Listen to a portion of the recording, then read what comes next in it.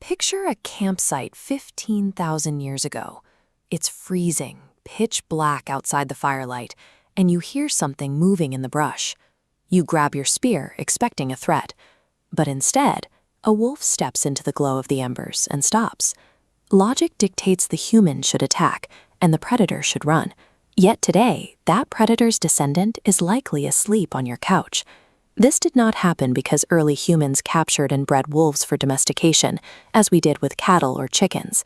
The process was far less deliberate. Early human camps produced a steady supply of garbage.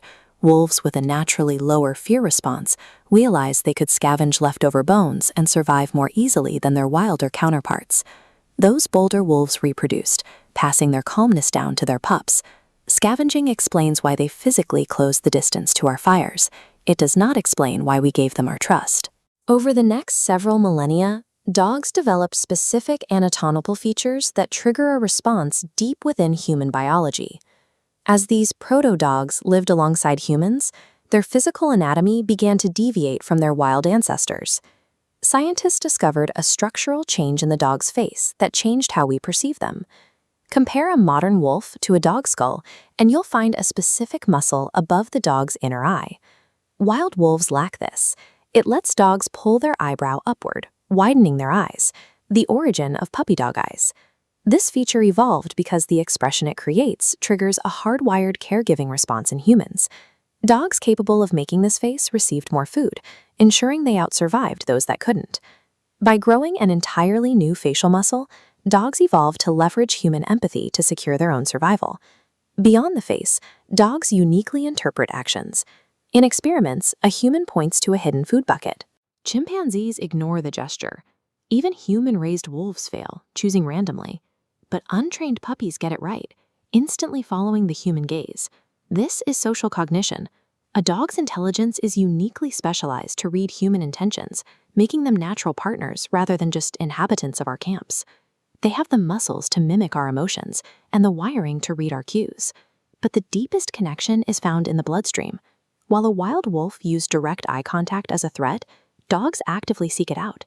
When a human and dog lock eyes, both experience an immediate oxytocin surge.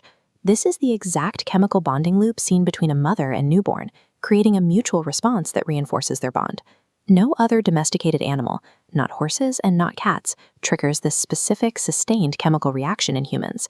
Because of this oxytocin loop, our brains categorize dogs as family members on a neurochemical level. This combination of facial mimicry, brain syncing, and chemical bonding turned dogs into a form of living technology. They became biological extensions of the human group. They provided physical capabilities humans lacked, including hearing that detects frequencies beyond our range, and noses up to 100,000 times more sensitive than our own. These biological upgrades allowed human hunters to track wounded prey across miles of dense forest, flush targets out of the underbrush, and receive early warnings of predators approaching the camp at night. Across every continent and culture, humans brought dogs with them because they were useful in ways that ensured our mutual survival. 15,000 years ago, a wild scavenger chose to stay by the fire. Today, that choice has resulted in a relationship so socially and chemically deep that our two species have become inseparable.